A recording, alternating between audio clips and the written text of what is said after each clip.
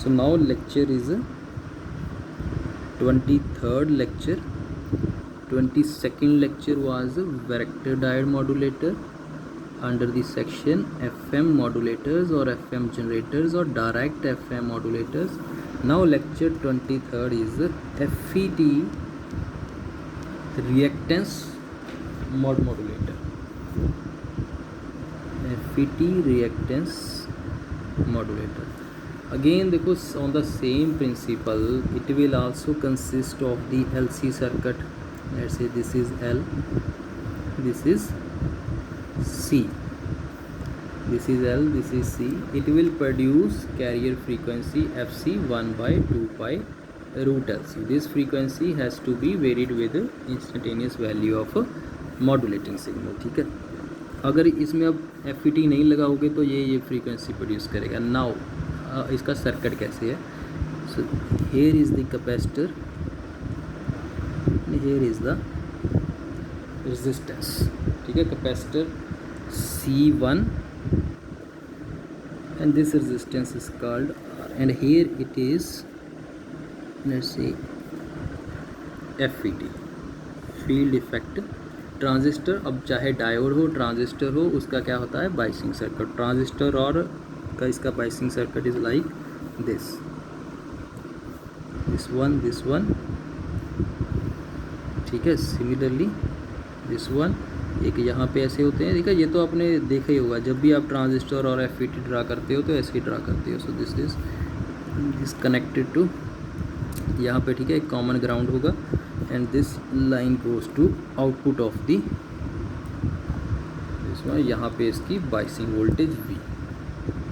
ठीक है, यहाँ पे हम अप्लाई करेंगे हमारा सिग्नल XT. ठीक है, ये FET है. FET के इसको हम नेमिंग ऐसी कर देते हैं ना. Let's say this is R1, this is R2, this is R3 and similarly this is RS, this is CS, this is FET, this is C1, this is R, this is L and C. ठीक है, चाहे आप ये सारा biasing circuit ना भी draw करो, simple FET draw कर दो. तो जहाँ पे FET है, डायोड है, ट्रांजिस्टर है, इट मीन्स उसकी बाइसिंग सर्किट भी उसका साथ में लगा हुआ है. ठीक है, सो this is the circuit diagram for the FET reactance modulator. अब इसमें क्या है, जो हमारे पास LC सर्किट है, this L and C they produces carrier frequency FC. ठीक है, अब ये जो सर्किट है R1 है, R2 है, R3 है and V, they provides the biasing to the provides biasing to FET. जो RS एंड CS होते हैं they are the bypass circuits. ठीक है, एंड जो बोथ जंक्शंस हैं, both junctions of FET are reverse biased. ठीक है, ये तो क्लियर ही है ना. And the value of this R is selected low. इसकी हमें वैल्यू कम रखनी है, तब ये FM प्रोड्यूस करेगा. ठीक है, यहाँ से क्या है कि आउटपुट करंट फ्लो करेगा. लेट्स से दिस इज़ उसको हम ID ड्रेन करंट बोलते हैं. वो ID इसमें फ्लो होगा और जो करंट इसका पोर्शन इसमें जाएगा that is called IG. And जो वोल्टेज डेवलप होगी यहाँ पे that is called VG, gate voltage. ये हमने XT अप्लाई किया है, ये VG हो गई. Let's say the voltage across this branch is V.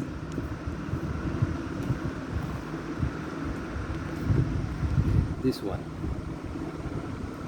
ठीक है जी, V इज़ द यही V वोल्टेज इस L के क्रॉस होगी. बताइए, ये पैरेलल में हो गए ना, ये C हो गई और ये R एंड C1 के क्रॉस भी ये V हो गई है. तो ये आउटपुट करंट है ID जो फ्लो कर रहा है इसमें जाएगा. ठीक है, उसका कुछ पोर्शन इसमें और कुछ पोर्शन इसमें. अब क्या है, देखो इसमें जो पॉइंट है कि गेट जंक्शन रिवर्स बायस होता है. ये मैंने आपको पहले ही बता दिया कि जो रिवर्स बायस होगा उसमें करंट तो बहुत कम फ्लो करता है. सो इट मीन्स ये जो ID है ना, इसका बहुत ही निग्लिजिबल करंट इस ब्रांच में जाएगा, सारे का सारा करंट इसमें, क्योंकि आर इज सेलेक्टेड लो, जो current will follow the low resistance path. यहाँ पे इसको हाई मिल रही है तो I G will approximately equal to B, इसमें बहुत कम, ज़ीरो तो नहीं होगा, निग्लिजिबल करंट होगा। सो इसमें C1 एंड R में करंट सेम है, इट मीन ये दोनों तो सीरीज में हो गए, ठीक है, C1 and R in series. So now let's say ये जो L है, C है एंड R एंड C1, इन तीनों की जो कंबाइंड इम्पीडेंस है, ये तीनों क्या है, this L branch, C branch and ये भी है, ये सीरीज़ में हो गई है, इन तीनों की ये जो कंबाइंड इम्पीडेंस है, let's say this is denoted by Z। So Z may be written as, इस ब्रांच के अकॉर्डिंग पोटेंशियल कौन सा है, V, और इसमें करंट कौन सा जा रहा है, ID, ठीक है। अगर मैं ये इसको लिख दूँ Z is equal to V upon ID, L के क्रॉस भी V है, C के क्रॉस भी V है और इसके क्रॉस भी V है, मैंने Z की वैल्यू फाइंड आउट करनी है इसके इम्पीडेंस की, so that is potential where by current flowing into one branch, ठीक है, Z is equal to V upon ID। अब जो FET होता है, इसका एक पैरामीटर होता है, दैट इज ट्रांस कंडक्टेंस, ठीक है, ये वेरी इंपॉर्टेंट पैरामीटर है FET का। So transconductance is represented as GM। Trans means output input, जहाँ पे ट्रांस मतलब हो गया डैट इज़ आउटपुट इनपुट। अब ये कंडक्टेंस है, रेजिस्टेंस क्या होती है, V अपॉन आई, ये क्या होगा, I अपॉन V। आई कौन सा, आउटपुट का, आउटपुट का करंट कौन सा है, ID, इनपुट की वोल्टेज कौन सी है, VG। So this is the value of the transconductance, GM is equal to ID upon VG। So it means this Z may be now written as V upon GM into VG। V क्या है, देखो V क्या है, ID क्या है, VG क्या है, IG क्या है, ये सभी मैंने आपको यहाँ पे क्लियर कर दिए हैं। सो नाउ Z की वैल्यू सिंपल, देखो ये तो इम्पीडेंस के जो भी फॉर्मूलाज हैं ये तो बिल्कुल करेक्ट ऐसे ही लगेंगे, ठीक है। V upon ID the parameter, property of हम FET यूज़ कर रहे हैं, transconductance, output current, input voltage, that is ID is GM into VG, okay। और Z now we written as V upon GM, what is the value of VG? VG is this voltage across either R2 or R, ठीक है, VG same ही होगी ना। So what is the potential difference across R, the current flowing into the R, what is the current flowing into the R is ID, because IG तो इसमें, इस branch में तो current बहुत कम जाएगा। So it means VG value is basically ID into R, sorry this way, ठीक है, VG value is current flowing into R, that is ID into R। Now Z is equal to V upon GM into R, what is the value of ID? ID is the current flowing into this branch. ID may be written as V upon combined impedance of this, that I can write, ठीक है। ID के simple जो ना circuit analysis लगा रहे हैं हम, network analysis and synthesis, इसको लिख सकते हैं हम, ID को क्या लिख सकते हैं हम, V divided by combined impedance, that is V divided by, इन दोनों की कंबाइंड इम्पीडेंस कैसे लिखते हैं, R और C की, R minus J X of C1, it is a simple. Now V and V cancel, so it is equal to, ये ऊपर चला जाएगा, R minus J X of C1 divided by GM into R, this one. और Z is equal to 1 by GM, बाहर लिख लो, R by R is 1 minus JX of C1 by R, ठीक है। इस रिलेशन को ऐसे लिख लिया। नाउ R इज सेलेक्टेड लो, तभी हमारे पास, हमने ये फाइंड आउट किया ना कि ये दोनों अगर आर की वैल्यू भी बहुत ज़्यादा सेलेक्ट कर लोगे, इसकी रेजिस्टेंस भी बहुत ज़्यादा है, तो इसको आप सीरीज़ में नहीं कंसिडर कर सकते। ठीक है, सो आर इज़ सिलेक्टेड लो, सो इस केस में भी अब आर का ये जो माइनस का साइन है ना, इसमें जो फेस डिफरेंस करता है ये फेस, ठीक है, एक्स सी और एक्स एल का, ठीक है, ये कोई मैग्नीट्यूड रिप्रेजेंट नहीं करता होगा। ठीक है, सो आर की वैल्यू बहुत कम है, इट मीन ये फैक्टर ज़्यादा है, so one can be neglected, so as compare to this factor it is recording, yes. सो z is equal to may be written as minus j x of c1 divided by gm into r। ठीक है जी।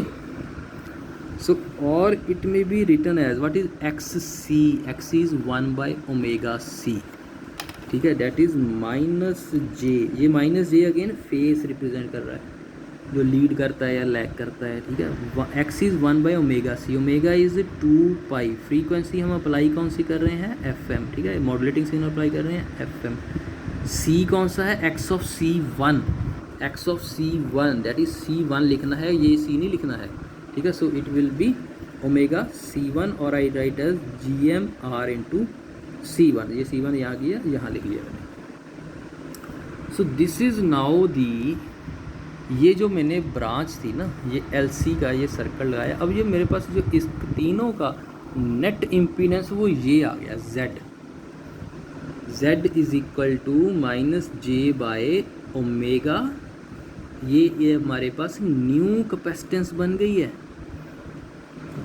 पहले LC की capacitance क्या थी, C, ये basically क्या है, ये जो फैक्टर है GM into R of C1, this is conductance GM, this is resistance, ये दोनों कैंसिल, पीछे क्या रह गया, कैपेसिटेंस।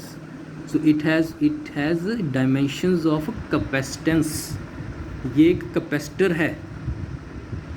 ये सर्किट ये ऑपरेट करने के बाद हमारे पास जो इक्विवेलेंट कैपेसिटेंस है अब ये बन गई है। Getting the point, let's say this is C of effective. अब मेरे पास जो फ्रीक्वेंसी होगी वो क्या होगी, 1 by 2 pi root L C effective. पहले C थी, अब मैंने तीनों का कंबाइंड इफेक्ट फाइंड आउट कर लिया, तीनों ब्रांचेस का, वो क्या बन गया मेरे पास, C effect is GM into R into C one. यहाँ से ही पता चल रहा है Z is equal to 1 by omega C, ये ओमेगा है तो मीन्स ये C है। अगर वैसे भी इसको फाइंड आउट करना है, ये ट्रांस कंडक्टेंस, ये कंडक्टेंस है, ये रेजिस्टेंस है, ये दोनों के डायमेंशंस कैंसिल, पीछे ये कैपेसिटेंस, तो ये एक बेसिकली कैपेसिटर है। सो नाउ यहाँ तक क्लियर हो गया। So now when x T is applied, ये जो अप्लाई कर रहे हो, जब एक्स टी की वैल्यू इंक्रीज़ करेगी, जब एक्स टी इंक्रीज़ करेगा तो ये वी जी को ही, इसको गेट को ही अप्लाई कर रहे हो ना, तो ये Vg इंक्रीज़ करेगा। If X T increases then Vg increases, if Vg increases then Gm decreases. ठीक है भाई, if X T increases, X T apply किसको कर रहे थे, इसके गेट जंक्शन को, so Vg increases. If Vg increases तो ट्रांस कंडक्टेंस क्या होती है, ID upon Vg, ID upon, if Vg increases GM decreases, GM decreases, if GM decreases then C effective decreases, if C effective decreases then frequency increases, so XT increases, frequency increases. On the reverse side, if XT decreases, Vg decreases, ठीक है, this GM increases then C effective increases, this increases then this decreases. So basic, so ये what is happening कि if XT is increasing, ठीक है, सो FM reactance modulator में भी क्या हो रहा है, दिस इज, ठीक है, this is a modulating signal, this is the carrier signal, a constant frequency signal। ठीक है, when xt increases the frequency is increasing, when xt decreases the frequency is decreasing, again it is increases, the frequency is, so यहीं से start करोगे, that increases. So what is this? This is the FM wave, and इसकी equation वही बनेगी जो हम FM की study करते हैं. ठीक है जी. So this is the FM reactance modulator, vector diode modulator and FM reactance modulator. So this completes how FM wave is produced. देखो FM के रिलेटेड जो भी इसके पैरामीटर्स थे ना, narrow band FM, wide band FM, Carson's rule, इसकी bandwidth, इसकी wave form, इसका मैथमेटिकल एक्सप्रेशन, इसका frequency spectrum, modulation index, deviation ratio, percentage modulation, ठीक है, frequency deviation, that is maximum value 75 kilohertz, वो हमने सभी स्टडी कर लिए हैं. वो जब हमने AM का पोर्शन, वो जब मैंने आपको इसकी इंट्रोडक्शन स्टडी कराई थी. So we were left behind the FM modulate के FM को प्रोड्यूस. देखो मैं बिल्कुल अकॉर्डिंग टू सिलेबस चल रहा हूँ. सो जैसे जैसे सिलेबस में टॉपिक मेंशन है वैसे वैसे मैंने आपको लेक्चर्स की सीरियल नंबरिंग करके सेंड किए हैं. ठीक है. सो दिस इज़ FM वेव को कैसे प्रोड्यूस करते हैं. FM का बेसिक कंप्लीट हो गया.